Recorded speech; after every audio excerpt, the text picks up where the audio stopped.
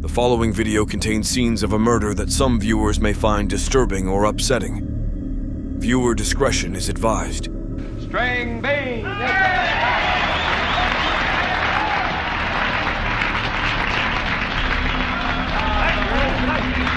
Hold that tune or get back and I'll give it to you. I'll do it, boy. Sure will. Every time I do this song here, I have a fit, and I feel one coming on right now. Hang on, children.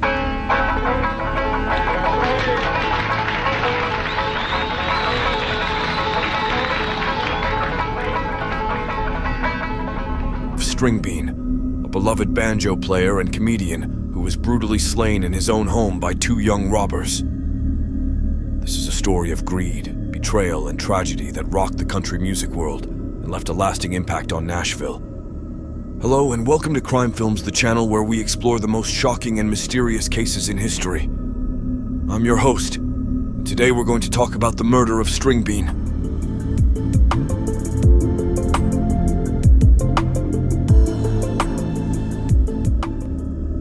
David Ackerman, better known as Stringbean, was born in 1916 in Kentucky. He grew up in a poor family and learned to play the banjo at a young age. He was nicknamed Stringbean because of his tall and skinny appearance, and he often wore long johns and a floppy hat as part of his comedic persona. He started his career as a musician in the 1930s, playing with various bands and performers, including Bill Monroe, the father of bluegrass music. He also became a regular on the Grand Ole Opry, the famous radio show that showcased the best of country music. Stringbean married Estelle Stanfill in 1945, and they remained a devoted couple for the rest of their lives. Estelle was his manager, driver, and companion, and they shared a love of hunting, fishing, and country living. They bought a small cabin in Goodlettsville, Tennessee, where they enjoyed a simple and peaceful lifestyle. Stringbean was known as a generous and humble man who never forgot his roots and helped out his friends and neighbors whenever he could. In the late 1960s, Stringbean became a star of the popular TV show Hee Haw, a comedy and variety show that featured country music and humor. He was one of the most popular and recognizable characters on the show, and his fame and fortune increased. However, he did not trust banks or credit cards, and he preferred to keep his money in cash, hidden in various places around his cabin. He also liked to buy a new Cadillac every year, paying in full with cash. This habit of hoarding money soon became a rumor that spread around the town and attracted the attention of some greedy and desperate people. One of them was John Brown, a 23-year-old cousin of Stringbean's neighbor, who had a history of drug abuse and petty crimes. He heard about Stringbean's stash of money from his cousin, and he decided to rob him with the help of his 17-year-old brother Marvin. They planned to break into Stringbean's cabin while he was away performing at the Opry and steal whatever they could find. They did not intend to hurt anyone, but they were armed with guns just in case. On the night of November 10th, 1973, Stringbean and Estelle left their cabin around 5:30 p.m. to go to the Opry. They locked the door and took the key with them, as they always did. John and Marvin Brown arrived at the cabin shortly after and found it locked. They decided to wait in the woods until Stringbean and Estelle returned, hoping to catch them off guard and force them to reveal where they hid their money. They waited for hours, in the cold and dark, until they saw the headlights of Stringbean's Cadillac approaching around 11 p.m.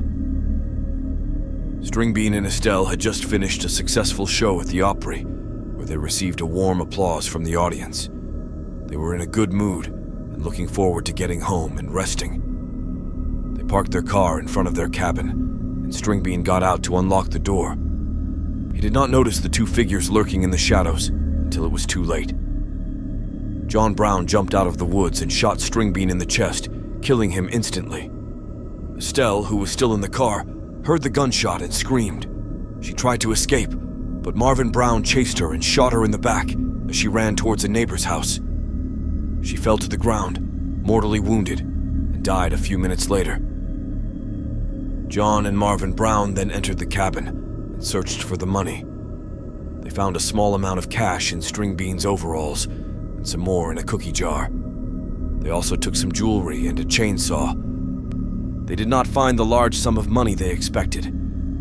They did not know that Stringbean had hidden most of his money in the walls of his cabin, and and that he had also left some in his car. They left the cabin with their loot and drove away in their own car, thinking they had gotten away with murder. However, they did not realize that they had left behind a trail of evidence that would soon lead to their capture. The next morning, Stringbean's friend and fellow Opry star, Grandpa Jones, came to visit him and Estelle. He found their bodies lying on the ground and called the police. The police quickly identified the suspects based on the descriptions of the neighbors who had heard the gunshots and seen the Brown brothers' car. They also found the murder weapons, the stolen items, and some of Stringbean's money in the Brown brothers' home. John and Marvin Brown were arrested and charged with 2 counts of first-degree murder. The trial of the Brown brothers was a sensation in Nashville and attracted national attention. The prosecution presented overwhelming evidence of their guilt, and the defense tried to argue that they acted in self-defense, fearing that Stringbean and Estelle would shoot them. The jury did not buy their story and found them guilty on both counts. They were sentenced to 99 years in prison with no possibility of parole. The murder of Stringbean and Estelle shocked and saddened the country music community and the public at large. They were mourned by their fans, friends, and family, who remembered them as kind and gentle souls who did not deserve such a violent end. Their cabin was sold to new owners, who renovated it and found some of Stringbean's hidden money in the walls. They donated it to charity in honor of Stringbean and Estelle. The Opry and Hee Haw paid tribute to Stringbean, and his legacy as a musician and comedian lives on in his recordings and videos. The Brown brothers expressed remorse for their crime and claimed to have found religion in prison. They also became targets of violence from other inmates who did not like them for killing Stringbean and Estelle. John Brown was stabbed to death by another prisoner in 2003, and Marvin Brown died of natural causes in 2018. They never revealed the exact amount of money they stole from Stringbean or what they did with it. The murder of Stringbean and Estelle is one of the most notorious and tragic cases of true crime in Nashville history. It is a story that shows how greed and evil can destroy lives, and how innocence and goodness can prevail in the end. Thank you for watching this episode of Crime Films, where we explore the dark and twisted stories of real-life crimes. If you enjoyed this video, please give it a thumbs up and subscribe to our channel for more. Until next time, stay safe and keep your eyes open. You never know what secrets are hiding in plain sight.